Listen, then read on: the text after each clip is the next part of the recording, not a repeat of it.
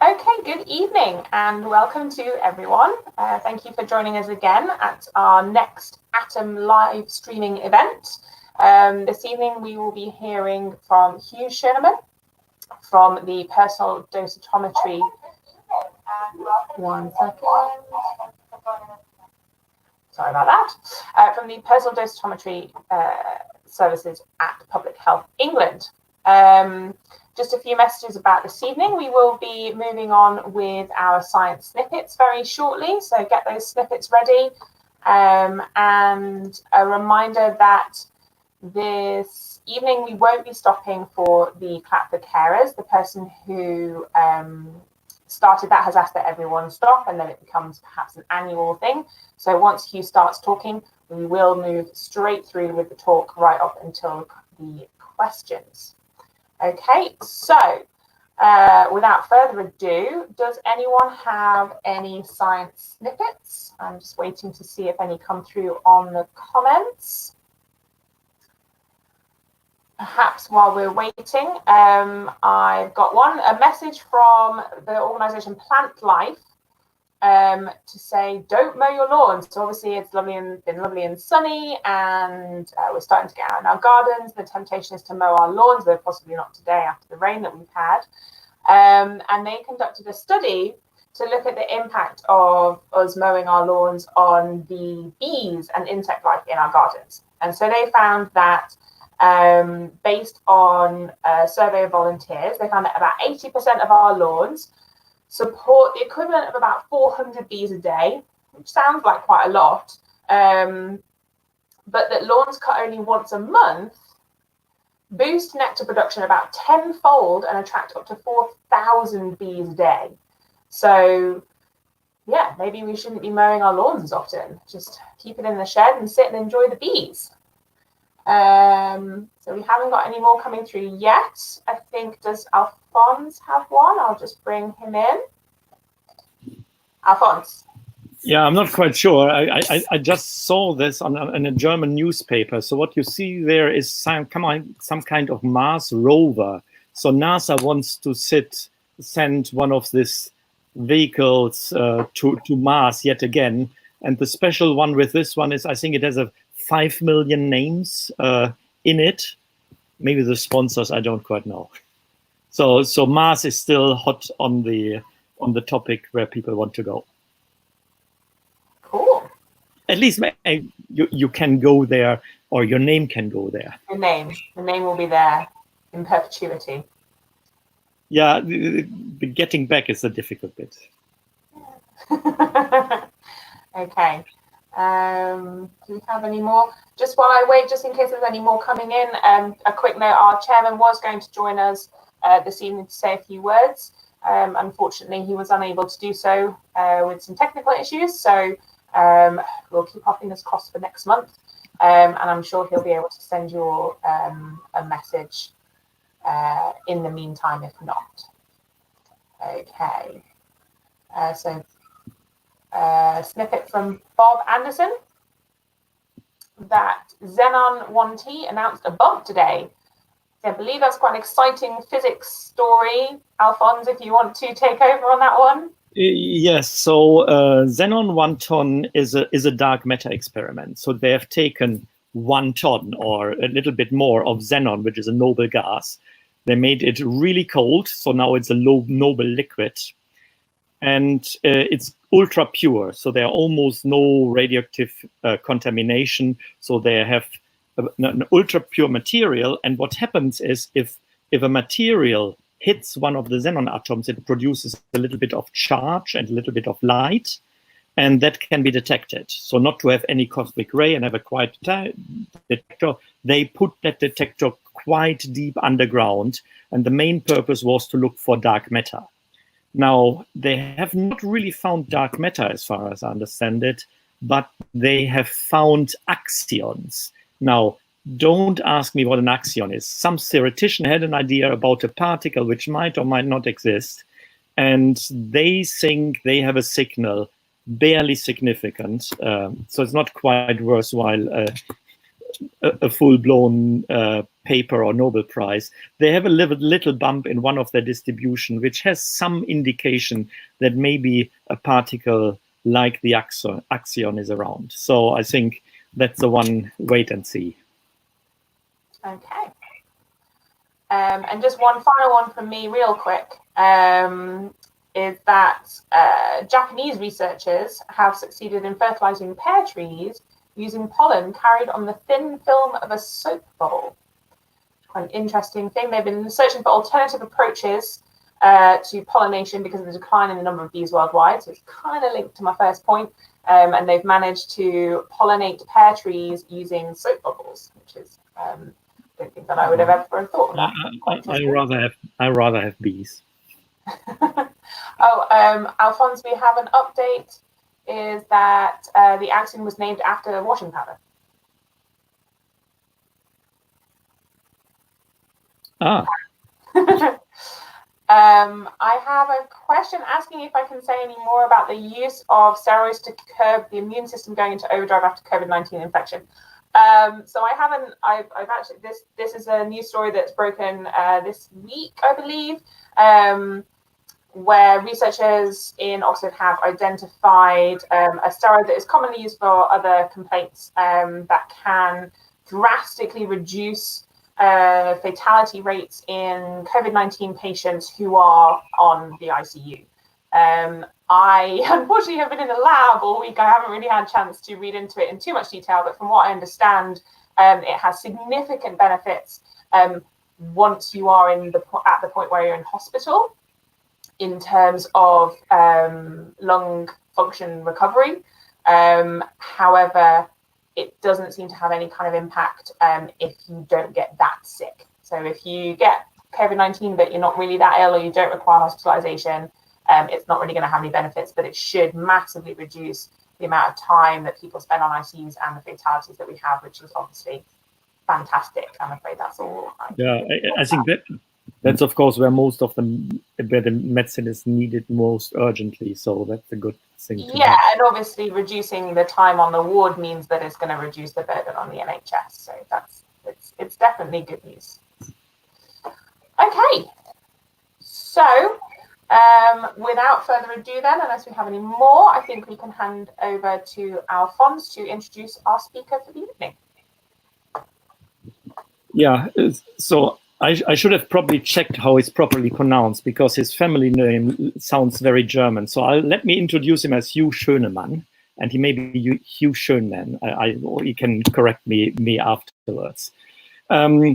Hugh started off as a mathematician from the University of Bath. He did a bachelor's in science with a year in industry in London, working at one of the largest computer companies at the time at ICL. Then he had a wide-ranging career, being a sales manager, being a business development manager, became a consultant. And he's now for, I think, roughly 3 years now at Public Health England. And there he's heading the Centre for Radiation and is really in charge of the UK system for personal protective equipment for radiation, in terms of radiation. So his department supports like 5,000 clients across the UK. He's calibrating measurement devices, analyzing personal how are they called? Dosimeters. Yes, that was the name. And of course, radiation is used all over in our society. And so this is quite an important bit, making sure that when we use the benefits of radiation in X-ray machines, for cancer treatment, that we can do so safely. And yes, I think let us welcome Hugh Schönemann. Thanks, Alphonse. Can everybody hear me? Yeah. So what Lovely. was your name? Sorry for that. I should have checked with you first. No. Your pronunciation is absolutely spot on. It's Hugh Schönemann, so that's absolutely fine. It is German, yes. Okay, so thanks, Alphonse. Yeah, and thanks, Daniela. This presentation is Personal Dosimetry, History and Latest Developments in Legislation and Science. It makes it sound like it's going to start off with some history and go on to developments and science, but really I'll be dipping in and out of the history as we go on through. Personal dosimetry really is the science of, if you like, keeping people safe who are working with any kind of ionizing radiation. It was what we do, the ionizing radiation part of the spectrum. We do have other parts of public health England that deal with other parts of the spectrum. We'll come on to that later on. But that really is what I'll be doing as we go through over the next hour and a bit or so. So, as Alphonse was saying, that's me. I've had a very good career in the high-tech world ever since university. I graduated in mathematics way back when. I've been really the deputy commercial manager now for the Personal Dosimetry Service of Public Health England for the last 3 years or so. And I'm also part of PHE Science Outreach Group. It was in fact as part of PHE Science Outreach Group that I first met a certain Mr. James White back in March of last year. So you can blame James for my being here this evening. So that's me. Let's talk a little bit more about Personal Dosimetry Services, or PDS. This is what we do. We were established around about 50 plus years ago in what was then the National Radiological Protection Board on the Harwell site, where we're still based, I hasten to add. And therefore, we've been in existence for over 50 years now, and we're now the largest UK-based dosimetry service. Over time, therefore, we built up quite a bit of science know-how in terms of delivering the service that we do. We supply a whole range of dosimeters, which you'll see some of those later on as I go through the presentation, which measure fundamentally occupational exposure to radiation. We're not talking about, people having too much sunburn or anything like that. People do ask us those questions, believe it or not. It's mainly to do with people who are at work using radiation in whatever sphere. Again, we'll come on to the various uses later on. We supply, as Alphonse was saying, now about 5,500 customers worldwide. This is normally companies of all sizes, ranging from Rolls-Royce at the top end of engineering right the way down to a dentist or a vet. And this really accounts for around about 80,000 workers, both in the UK and abroad. Typically, we're monitoring those workers on a monthly, 2 monthly, or sometimes 3 monthly basis. Depends on what the requirement is and how at risk, if you like, those workers are. All PDS dosimetry services are approved by the Health and Safety Executive, as indeed any ADS approved dosimetry service has to be. We have a legal obligation to keep records of people's radiation doses for classified workers. That's done in cahoots with the HSE, and we're approved and get reapproved every year, every 2 years for our services. The bit in the italics there is the important bit, because this helps to make sure that employers fulfil what are very stringent legal obligations on the safety and well-being of their staff. So that's what we do. As you can probably imagine, there's a whole bunch of different sectors that we do, in fact, work within. Medical clearly is a big one for us. Right now, of course, we support quite a few of the big NHS trusts up and down the UK. We were called in to supply all the Nightingale hospitals up and down the UK, in London, in Glasgow, in the West Country, and so on. And that work hasn't stopped over the last so many weeks during lockdown period. Veterinary and dentals are very key markets for us as well.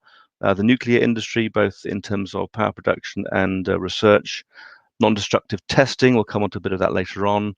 General industrial, where people are usually using small X-ray scanners to look at cracks in certain materials, that kind of thing, and in general research as well. Oxford University, lots of the universities up and down the UK are users of our service. So let's talk about the uses then of ionizing radiation. And at this point, I'll just provide a few pictures that shows dental work that we do, veterinary work that we do, and so on. It's important to say at this stage that the vast majority of vets that we actually work with are dealing with cats and dogs, let's face it, not so much the bigger animals, mainly cats and dogs. And therefore, the amount of power put out by an X-ray machine of that nature is in fact quite small. So they're not really at risk so much in those kinds of environments. That said, vets and dentists are very keen, if you like, to reassure their staff they're doing the right thing by them. So they will have a use for some kind of dosimetry. Security X-ray units, we've seen these, of course, in the airports that we go through, and so on and so forth. So they're very, very big users of X-rays. We look after them. Radiography, where people are looking into the structure, the internal structure of things. Here we have a radiography chamber here. The user of that, or users of that, will want to have some kind of dosimetry, keeping them safe. Analytical X-ray equipment, things like portable X-ray scanners, flow meters, those kinds of things. Anybody who deals with radiation in that sense also would make use of our service. And radioactive materials, typically the ones that are manufactured either directly or as a byproduct of some other process. But users of those rather alarming materials will need to have protection as well. So as you can see, there's a whole host of different sectors that we actually work with, each of which has their own separate demands on safety, because as we'll see as we go on, radiation differs by what kind of element we're talking about, what kind of isotope we're talking about, what its dose potential is, and so on and so forth. We'll come on to that as we go through the presentation.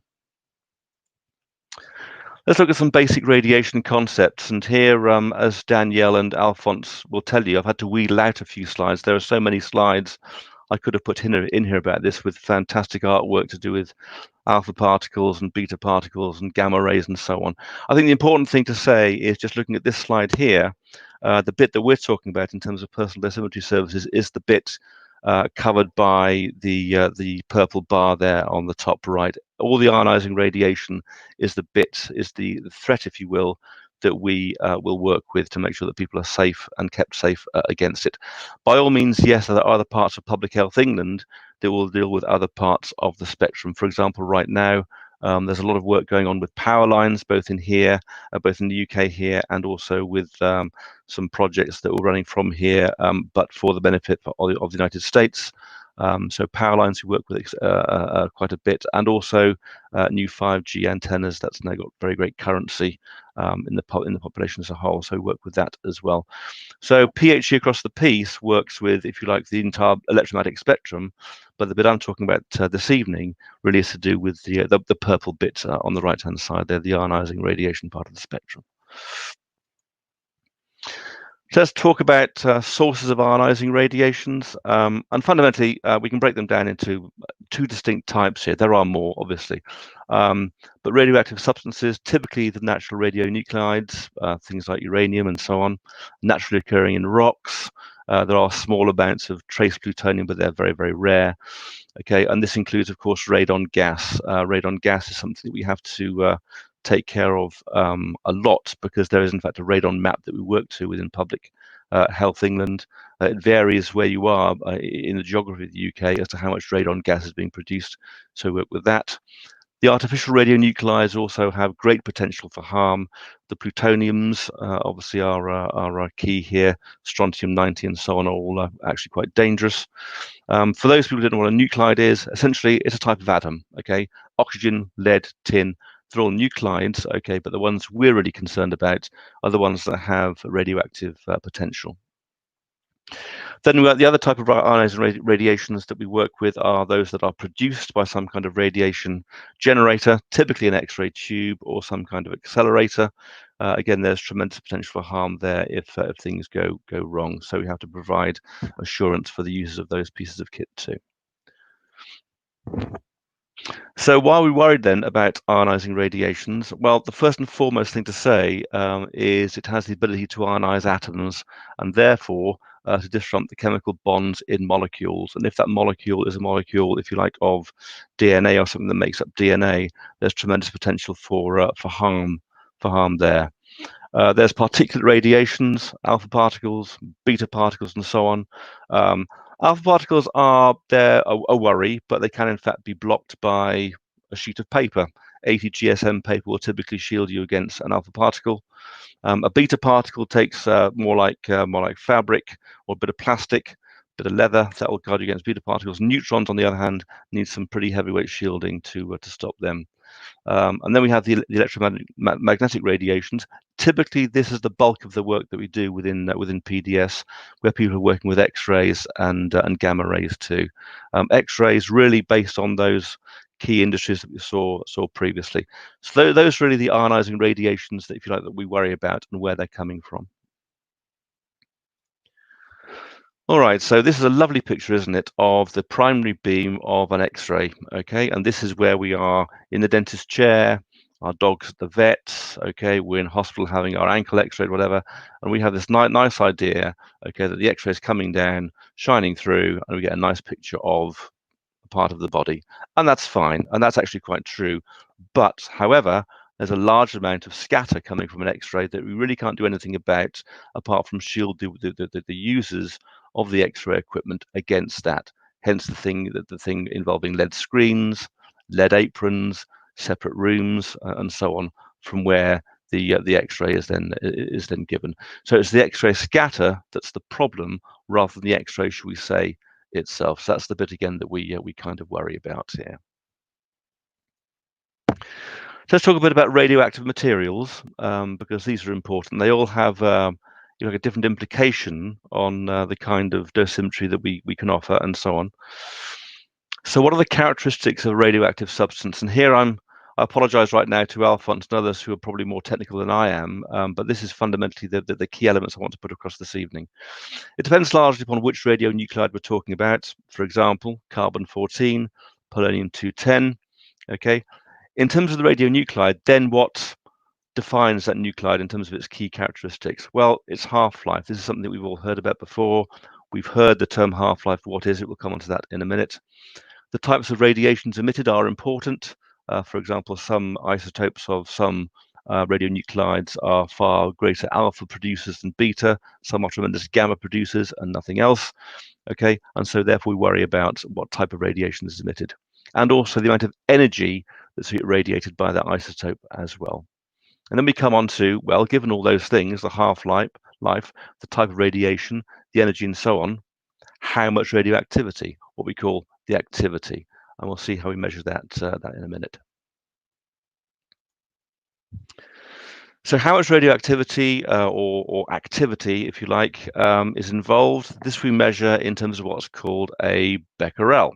Okay, Becquerel is named after a certain Mr. Henri Becquerel, who was a French medical physicist, did most of his work in the early 1900s. If any man, I suppose, could claim to be the father, if you like, of modern medical physics, I think he's got a very good claim to that. He did lots of very important work on which other people then built. So hats off to Henri Becquerel. So 1 Becquerel is 1 radioactive decay event per second. What's a radioactive event, decay event? If anybody has heard, for example, a Geiger counter going off, every time you hear a click or a bunch of clicks, okay, each one of those is a radioactive decay. So that's what you're listening out for, okay? So a Becquerel is 1 radioactive decay event per second. The problem with Becquerels is that whilst we can measure them and produce lots of them and measure them in terms of kilobecquerels, megabecquerels, gigabecquerels, and so on, in terms of medical physics and personal dosimetry, they're actually quite a blunt instrument, in the sense that we can't really measure what the effect is on key parts of the body and then sum those various effects over the whole body. It's just a very, very broad brushstroke, blunt instrument that doesn't really get us very far in terms of keeping people safe. It's an important measure, but in terms of medical physics, it's not as important as some other measures that we use, and we'll come to those in a couple of minutes. Talk about half-lives then. Apologies for those who know this already, but the half-life essentially shows exactly over what amount of time a key isotope becomes less and less radioactive. Okay, so there's your radioactive source on the left-hand side. Okay, 1 half-life later, okay, number of active atoms there is half. Then twice the half-life, it's half again, and so on. And so that really defines how active that isotope remains over a given amount of time.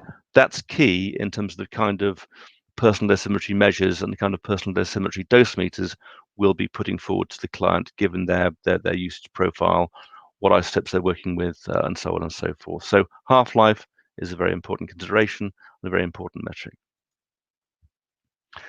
Let's look at some typical radionuclides that we'll find in industry and, in fact, outside of industry. We'll come on to that in a minute. Iodine 131 has very great uses in the treatment of hypothyroidism, for example, and it's also used in scientific traces, especially with things like pipe work. Underground pipe work uses Iodine 131 to analyze for cracks and that kind of thing. Half-life around about 8 days. Cobalt 60 is used in level gauges, so if you have a large grain silo or a big tank full of a liquid, the level gauge is to look at the capacity as current in that tank or that silo is probably containing some kind of isotope within it. Also radiography, where we're looking at the internal structure of things, of materials, that uses a cobalt 60 isotope. Cesium-137 is used for the calibration of radiation detector equipment and also for use in industrial flow meters. Nickel-63 is used in gas chromatography. These are all examples, by the way. And in the home, smoke detectors have a very, very small amount of americium-241 in it. The americium-241 weighs in your average home smoke detector around about 1/3 of the mass of a grain of sand, so it's very, very small. Nothing really much to worry about. But you'll see there on the left what their applications are. You'll see on the right what their half-lives are. Now, the half-life is important because in the context of when things are going well, everything's tickety-boo. If any of this gets out, we've only got a small amount of time, especially with iodine 131, to pick it up and do something about it. All right, so that's why half-life is important. Okay, when Fukushima went off all those years ago now, iodine 131 was sent up high into the atmosphere very, very quickly. And it was spread around the globe very, very quickly. So we have to be able to pick it up and do something about it very, very quickly. So that's why the isotope and its half-life are very, very important. So what are some dose quantities then? We talked before about the BeckerELL, which is a very good idea of what decay events are happening with that isotope over time, and that's fine.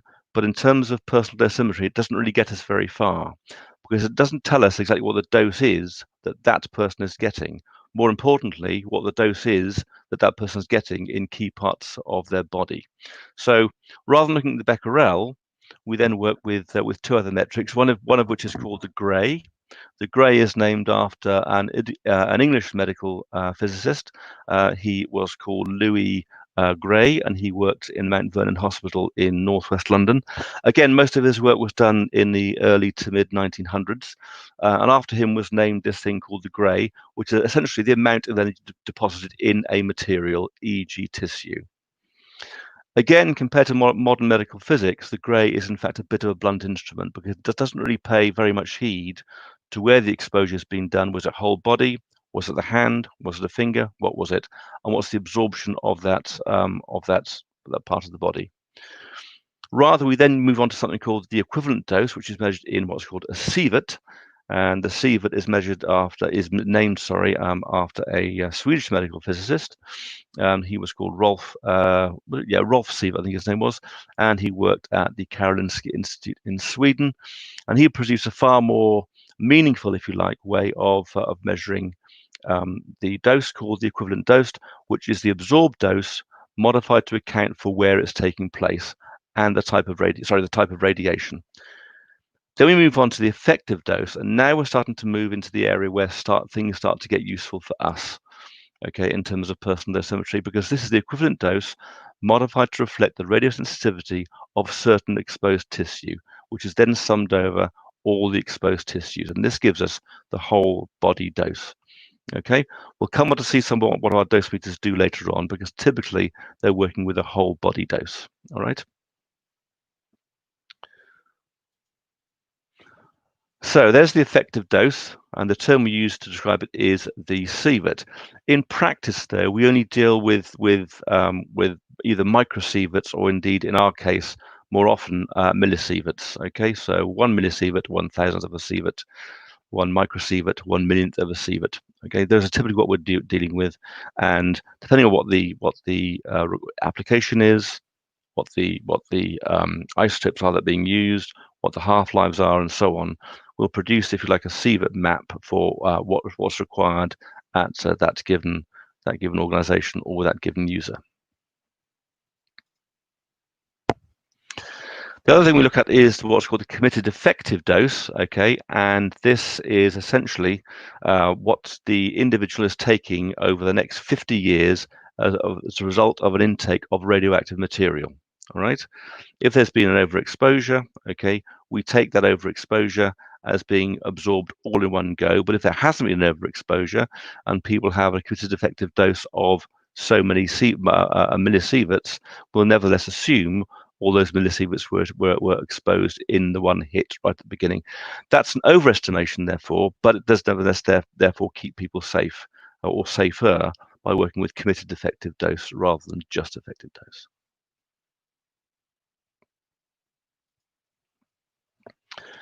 We also work with what's called the dose rate, and the dose rate is quite simple. It's the dose over time. I mean, how much simpler can you get, really? And that's measured in microsieverts per hour.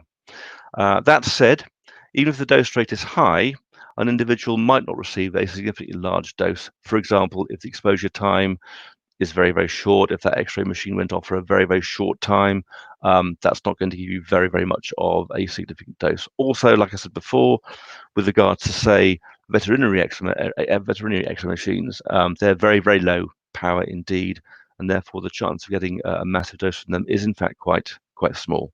But dose rate is important. That's again one of the things that we look at when we are looking at what people require from their personal dosimetry service.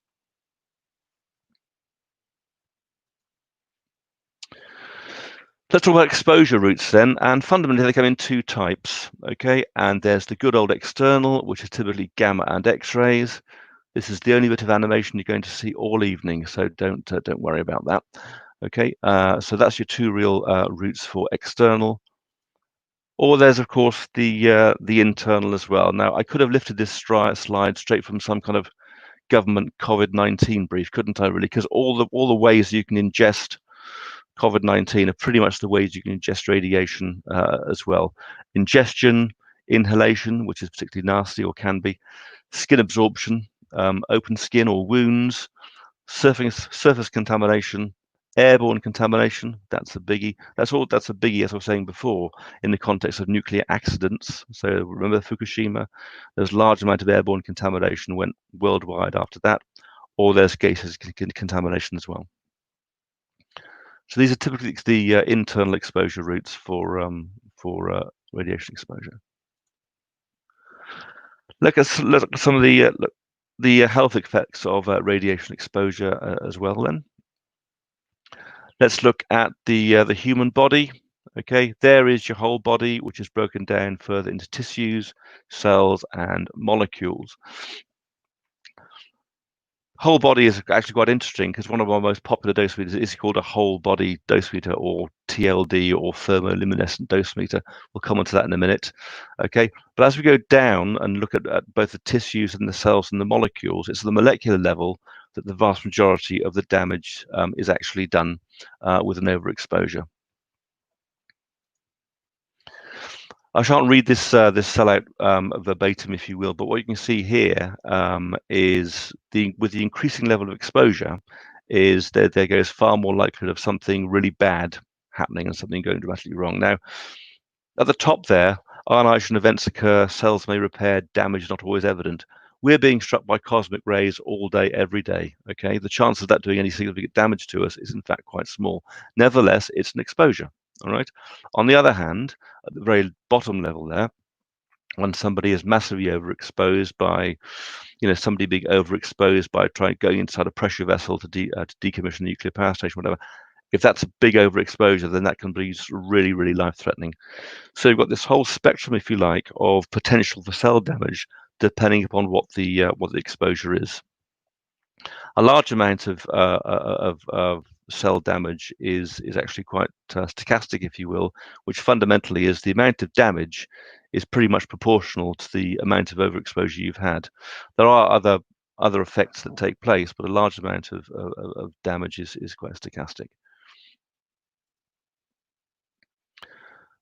Okay, the effects of radiation depend on largely three things. There are other things to put in here, but these are the three biggies: the radiation type, alpha, beta, gamma, X-ray, whatever, dose and dose rate, which we talked about before, and the type of cell we're talking about. Now, Why is the type of cell important? Well, different kinds of cell have different levels of risk, if you will.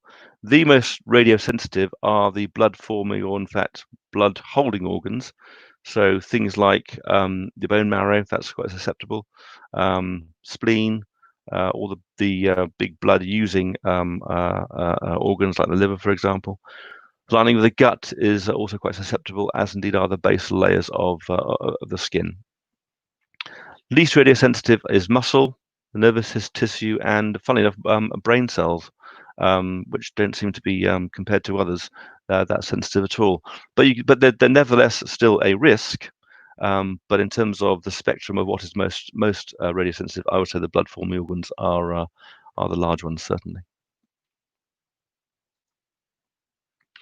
This is a picture of a typical overexposure to a narrow X-ray beam. You can see some discoloration there on the skin, some reddening of the skin.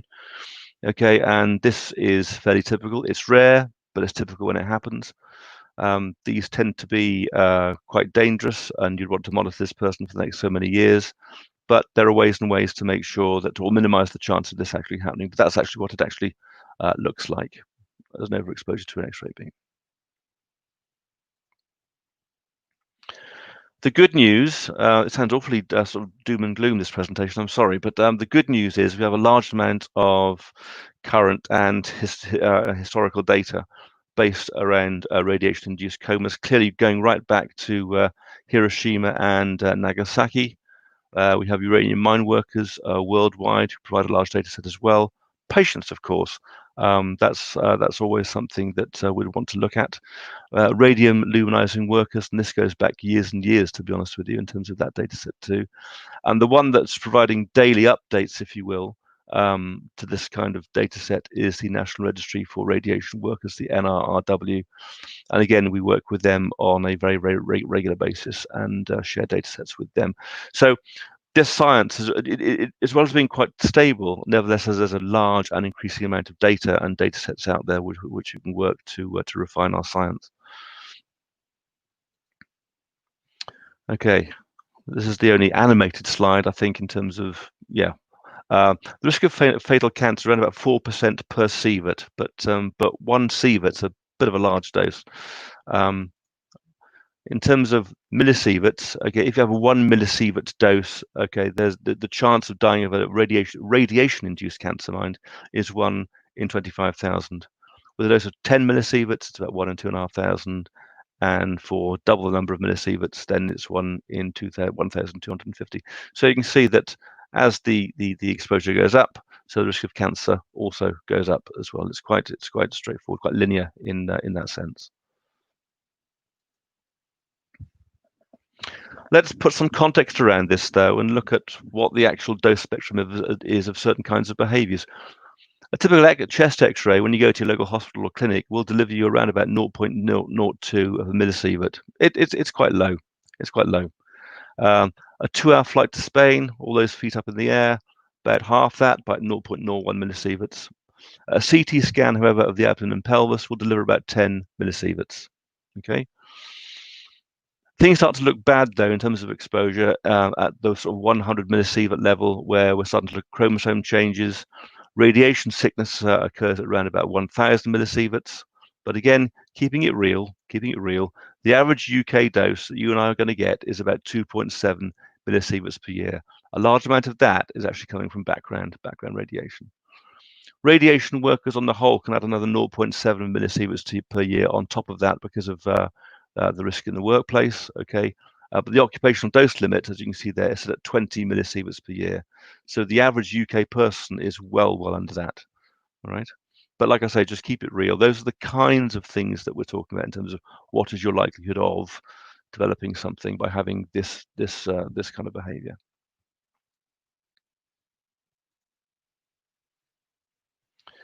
So looking at the average exposure of Joe Public out there with his or her 2.7 millisieverts overall, I shan't read this slide out, but you can see exactly where that's made up from. It does, in a sense, vary where you live. To be honest, I mentioned before about radon on the radon map. Certain parts of the UK are far more liable to give their populations a dose of radon gas, for example, than are others. If you live in Devon and Cornwall, for example, you have a far, far greater risk from radon gas than you do in, say, Surrey or Kent. Yes, there are hotspots up and down the UK, but roughly speaking, there is a kind of southwest to northeast divide, if you like, across the UK. Anything northwest of that line tends to be a higher dose area. Anything to the southeast of that line is a lower dose area. So it depends. But these other parts of the ring donut here are roughly where people are picking up their radiation exposure from. If you compare radiation in terms of risks of death, okay, natural causes, 1 in 500 40-year-olds, okay, has an elevated risk of death. Accidents on the road, 1 in 5,000. Accidents in the home, 1 in 10,000. Accidents at work, half that actually, 1 in 20,000.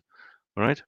Compare that to late onset cancers, for example, whereby smoking 10 cigarettes a day, you've got an increased level of 1 in 200, okay, of developing some kind of cancer-based death, as opposed to a single radiation exposure of 1 millisievert, where your chance is 1 in 25,000. All right, so you can, again, keeping it real, keeping things in proportion, as long as people have good dosimetry, good radiation protection work in their place of work, the risk can be mitigated and reduced quite significantly.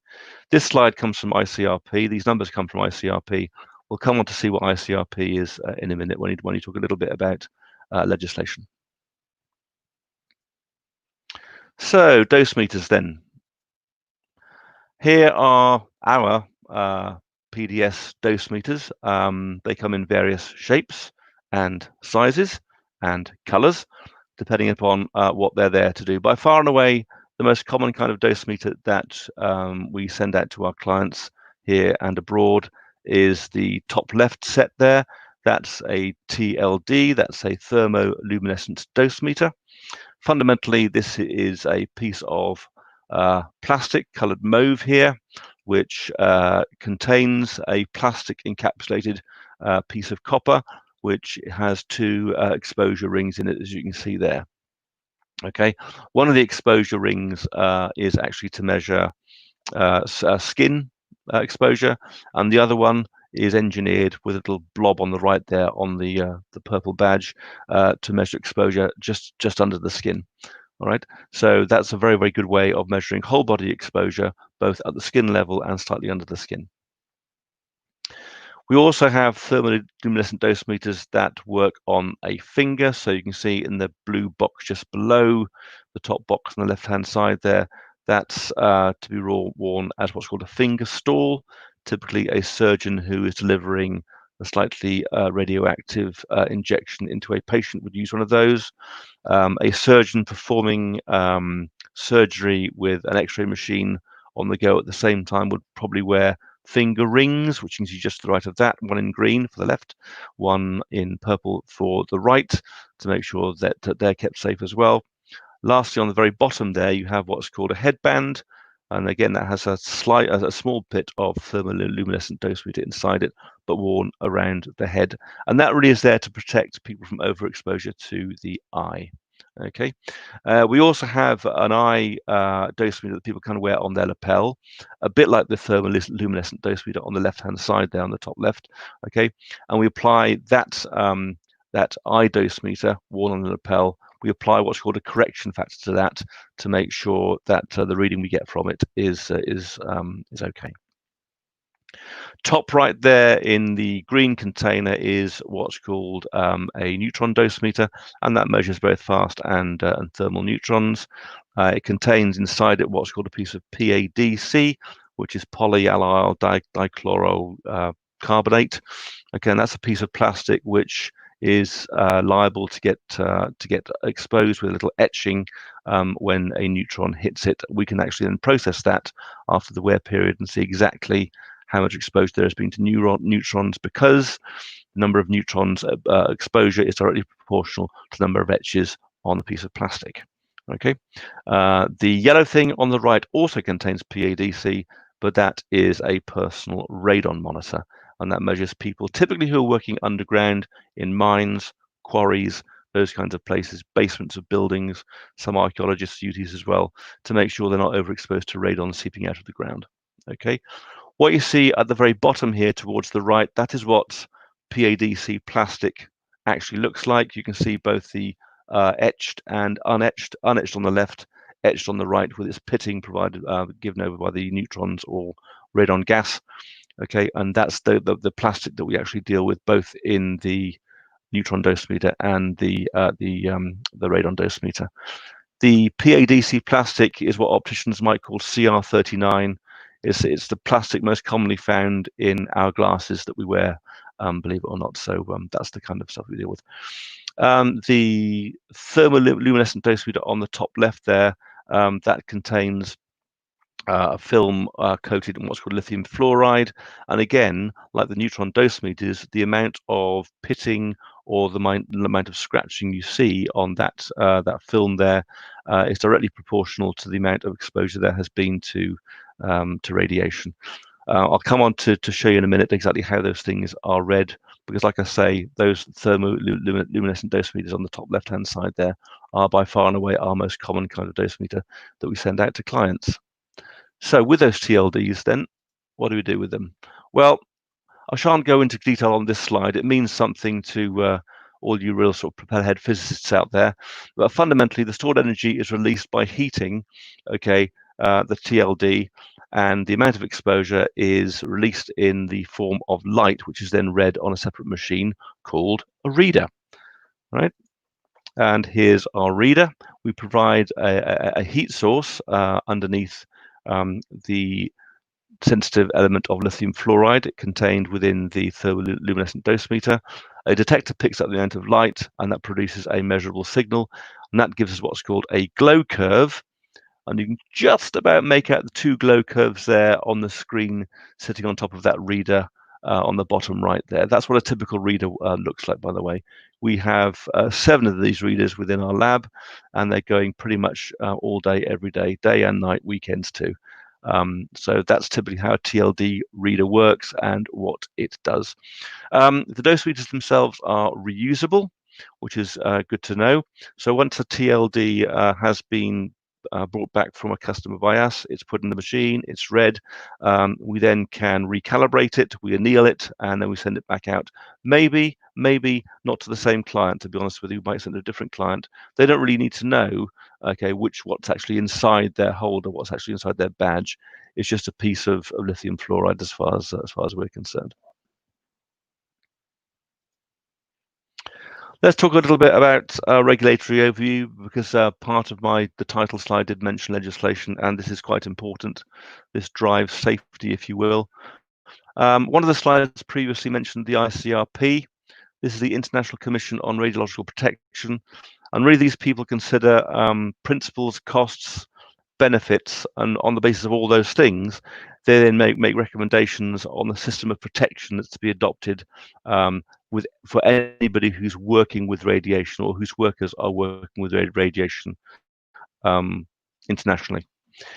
Then we move on to ICRU, and they worry about the units that are used to measure those various parts of radiation. Okay, and they're constantly refining the units that they're using based upon best science available over the last so many months and years. So those really are the two legal constructs that we work with internationally that drive our science. We work with the HSE, the Health and Safety Executive, I mentioned that before, in the UK, because they really drive the legislation here in the UK, and they're the people who, along with us, are responsible for keeping people's data about their exposure safe. And we'll come on to that in a minute as well, because that's important too. Really, when it comes to ICRP, you've got to really limit dose, but you've got to limit dose by looking at a number of different things, okay, when using ionizing radiation. That's that radiation I talked about at the right-hand side of the spectrum there. And these should be subject to consideration of 3 key points. First off, justification. What's the net benefit of me or my staff working with this radiation source? Are there different ways I can use, different alternative methods, if you like, I can use to get to the same result? If I can't and I have to work with radiation, then that's fine. But then you've got to make sure your people work with it safely. In terms of optimizing and making sure that I'm going through, if you like, best practice, to make sure that I'm keeping my people safe, I have to adopt what's called an ALARA methodology, as low as reasonably achievable. All right, we'll come on to that in a minute and refine it slightly, but that's what ICRP dictates. Things have to be as low as reasonably achievable. And of course, we work with dose limits. We've talked about dose limits before, depends on the isotope, depends on the kind of radiation and so on. But those are the three things that ICRP are typically driving down on: justification of use, optimization when using, and dose limits in terms of what you're actually using. However, there's always a however, isn't there?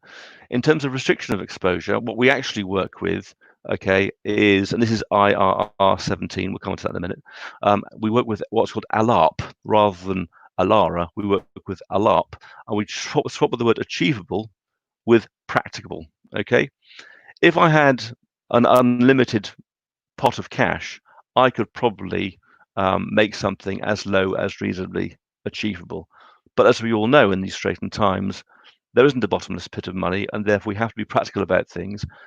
What is most cost effective, if you will, to achieve the same aim? And that's where practicable is far more, I think, realistic than is achievable. This is driven by IRR 17, Regulation 9. IRR is the International Radiation Regulations. Okay, these superseded IRR 17, what was called IRR 99, which came out in 1999. A little bit more stringent than 99 is 17, but that's the thing that we typically work with in terms of trying to restrict exposure, is to keep things as low as reasonably practical in terms of people's exposure. So here's IRR 17. It's a weighty tome. It's a very, very good read. I can thoroughly recommend it if you want to put yourself to sleep. But it is a very important document. Yes, we have a bit of a giggle about that, but it is a very important document. And it's there to ensure people using ionizing radiation in the workplace, their exposure is kept, again, as low as reasonably practical. Okay, again, it only covers occupational exposure. Okay, it doesn't cover people using too much sunbed, doesn't cover people going to the beach too often. It's just in the workplace that is covered by IRR 17. Again, it's enforced by the HSE, the Health and Safety Executive, with whom we work on a almost daily basis, to be honest with you. And it's the complete package. Okay, IRR 17 is a complete package of regulations, an approved code of practice for both workers to use and also the radiation protection advisors and supervisors who are working with the workers to keep them safe. Okay, it's non-statutory guidance, but don't read too much into that. The Highway Code is also non-statutory guidance, but if you go against it and it comes into a court of law, okay, if you're found to have breached the code as set in IRR 17, it won't look good. So while some bright spark might say, well, it's not the law, they're absolutely right. It isn't the law, okay, but it is nevertheless radiation best practice. And you really want to achieve that, to be honest with you. So application of IRR 17, who uses it? Any practice that's working with a radioactive material, okay? And this includes radioactive materials with low exposure, medium exposure, whatever it is, okay? Some exposures, though, are outside the scope of the regulations, okay? Operating electrical equipment emitting ionizing radiation, we know what those are, okay? Those are Xray machines, those are flow meters, those are all kinds of things. Any practice also working in an atmosphere containing radon-222 gas. We touched upon some of those as well. Okay, quarries, mines, archaeological works, basements, those kinds of things. Tunneling, for example, that's a big one. And working with any substance containing naturally occurring radioactive materials or norms. Okay, so those typically are the areas of application for IRR 17 that we work with.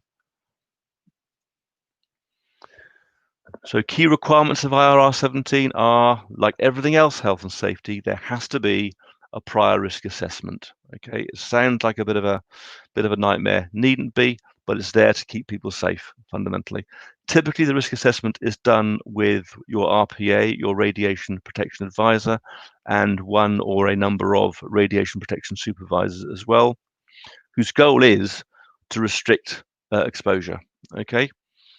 The RPA will give advice as to how to go about mitigating certain exposure risks, and will also insist upon a fairly stringent training schedule for those people who are working with radiation sources or at risk of an overexposure of radiation.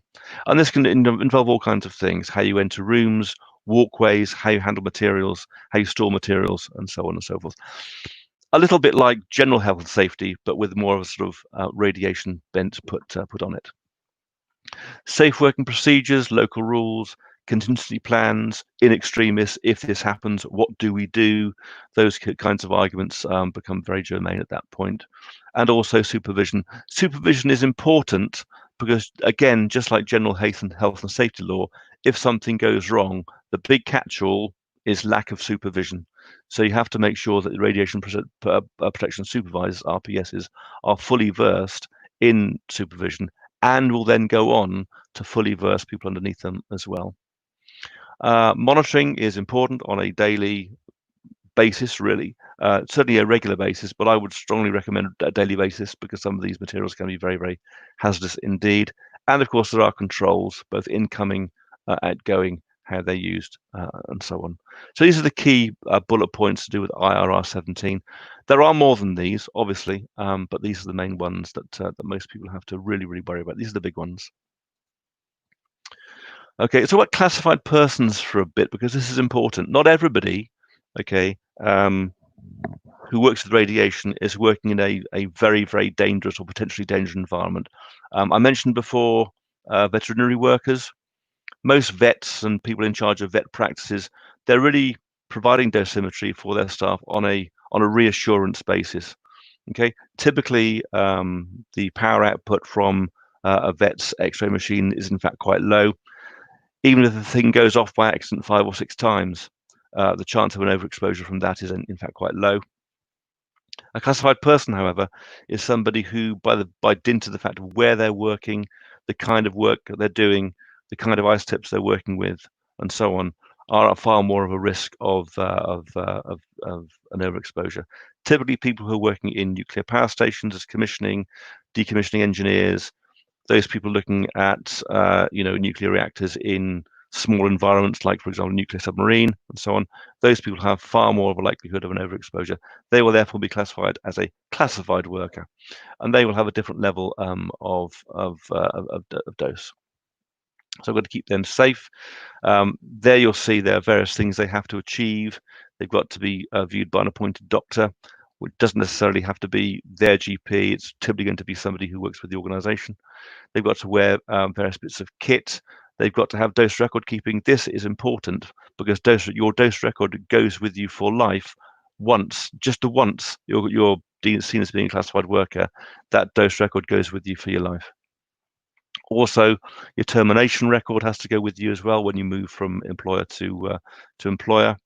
Okay, but classification normally ceases at the end of the calendar year. But then guess what? It starts again the following year. Right. So this is very important in terms of keeping people safe who are at real risk of big exposure here. Also, outside workers, and these are typically people like maintenance engineers doing regular routine maintenance on key bits of kit, or if you don't have a radiation protection advisor of your own, but are buying in an RPA service from outside, that person, okay, will need to be seen as being an outside worker. And then guess what? They've got to have a piece of kit called a passbook. And that passbook goes with them for life as well. It's kept up to date, it's written in, it's stamped to make sure that people fully understand, if you like, what their history is of moving from site to site, from employer to employer, from project to project. Without that, you could lose sight of how much an exposure somebody's building up over a year. That's why it's important for key workers in the classified sense to have these things called passbooks. The passbook is in fact a publication produced by the HSE, but we in fact do put, or if you like, rebrand the passbooks as being Public Health England PDS passbooks. These are the various annual dose limits for certain kinds of people in terms of what their ages are, okay, what the limits are for whole body, for extremity. What do I mean by extremity? Typically fingers and toes, hands, skin, and there also at the end is lens of the eye. I talked about the headband dosimeter that we produce. Okay, that protects people from an overexposure to the lens of the eye, and therefore with all the eye problems that can go with that, starting with cataracts and then getting worse from there. But there we go. So those levels of exposure in terms of annual dose limits by age and by part of the body. One final thing to say is the good news is that this is there also to protect the next generation in terms of ladies who are pregnant or expectant mothers or are nursing mothers and so on. They are protected with separate legislation within IRR 17. So there are exposure limits both to the woman herself and to the fetus. So that is important in terms, like I say, of the next generation. And that, in a nutshell, is what we do. So I've looked really at a little bit of the history throughout the presentation of medical physics and the science, if you like, of personal dosimetry. I've talked a little bit about dose meters. I talk about why we do what we do and how we go about keeping people safe.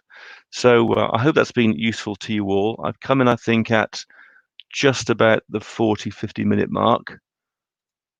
Are there any questions?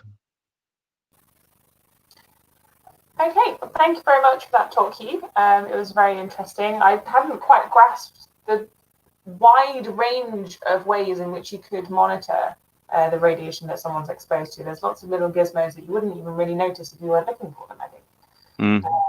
It's quite interesting. Not everybody wears them, Danielle. That's the problem. Well, and they should. So we do have some questions coming through. I'll just wait for them to pop up on my screen so I can pop them on the screen for everyone. I have a quick one just while we wait for the software. You mentioned the yearly limit for exposure based on age or what have you. But presumably this is also cumulative over a lifetime, which is why it needs to be tracked via the various documents. What kind of protections are there in place for workers should they start to reach the sort of lifetime limit without them reaching the point at which they would want to retire? Well, you before you get there, you'd have key breakpoints. So you wouldn't go from 0 to suddenly approaching your limit. Okay, you would have certain breakpoints, if you like, along the way, and as you're approaching a certain limit, all right, you would get notification that you're at risk of being overexposed this year, and within legislation, your employer then has the right, should we say, to tell you to go home, to stop work. It comes down to that. So they could just tell you to leave. Yes. Okay. Yes. So we have a question from Neil, who asks, do people have significant tolerance differences to radiation? The evidence doesn't show that, to be honest with you. No, I would say the work that's been done just looks at the human body, no matter what the nationality of that person is, what the demographic is, and so on. There doesn't seem to be any data that's driving any difference at all in terms of tolerance to radiation. Is it that there isn't, or is it that the studies haven't had cohorts that would enable that kind of data extraction?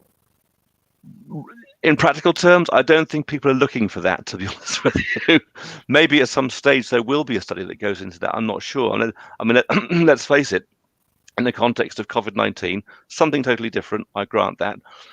People are looking at people from a BAME background, okay, being far more at risk than people from people like us, right? And I think that's something that is actually borne out by the science already.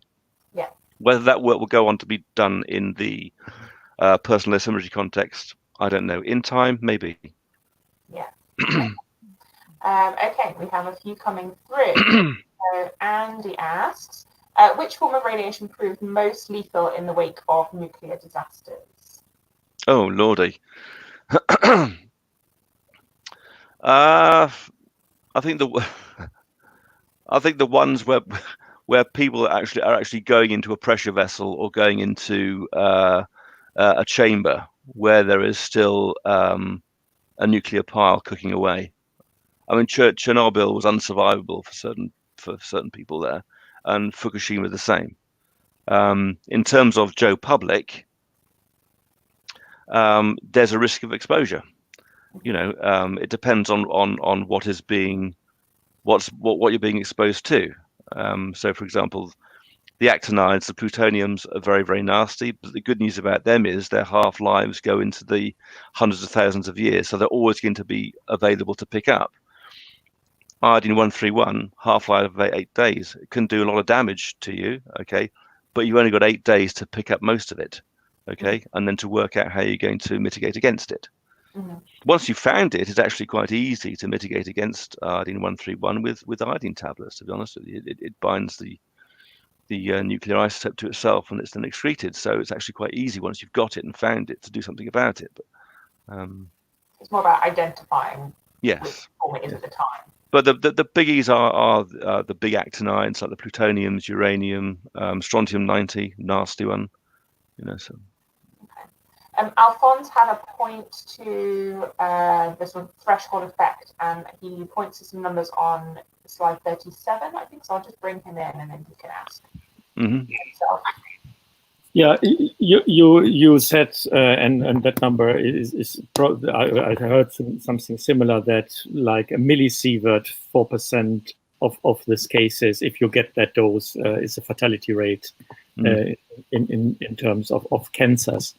But then the numbers you had on that slide below that, like if you get hundreds of that, then the fatality rate scaled accordingly, and that thing is somewhat contradictory to what our daily experience is, because there are threshold effects. The natural radiation doesn't kill us. So at some point, radiation becomes safe. And also, if you look at the fatalities in Hiroshima, actually in Fukushima, there weren't any fatalities. In Hiroshima, there is actually no statistical evidence, or very weak statistical evidence, that even a dose as high as 100 millisievert killed people. So the excess death rate monitors over decades. If people who had an estimated exposure of 100 millisievert was not higher than if you didn't have any exposure.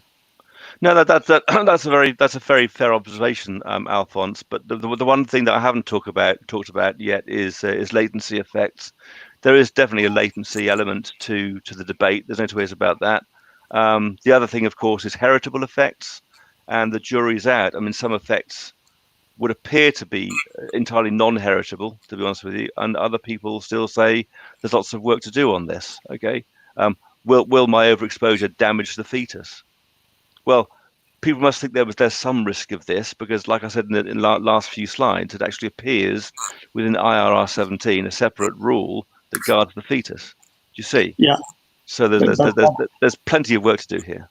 Yeah, but that was different from the fatality cancer rate. Yes, there are other risks as well. That's yeah. But you're right. There's a latency period which I could go into at length, but like I discussed with you last week, I had to cut the number of slides down.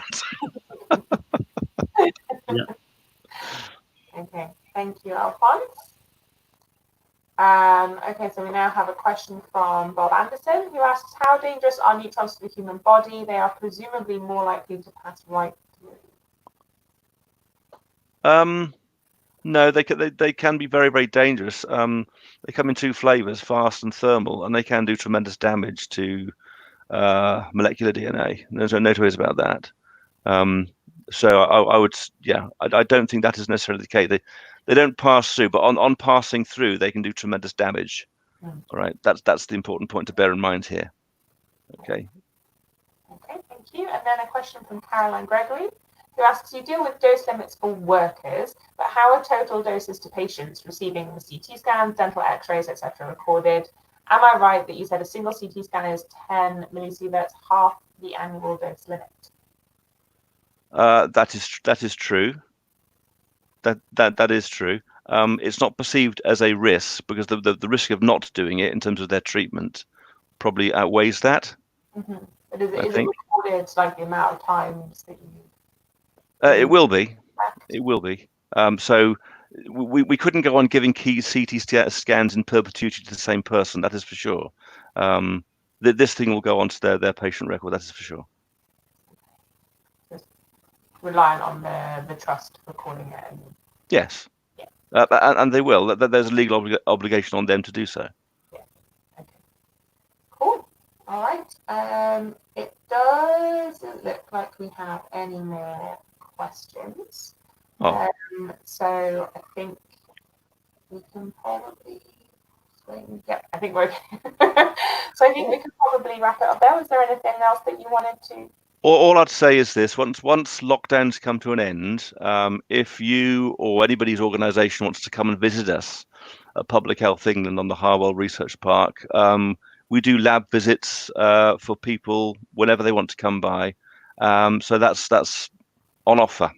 So I've got no problem at all, Danielle, with your putting my email address out there, whatever it is, and people get in touch for them to bring around some of their co-workers, some other interested parties, and so on. Typically, we'd like to host about 6 to 8 people per visit if we can. So that's an offer from us. Well, that's a fantastically generous offer. Thank you for putting that out there. As a society, we do try to arrange visits for our members. That might be something that we as a society contact you about. Please do. Yeah, if anyone out there is listening wants to get in touch privately, please feel free to email the Atom Secretary email account, and I can forward Hugh's details for that. Okay, thank you very much. So everybody.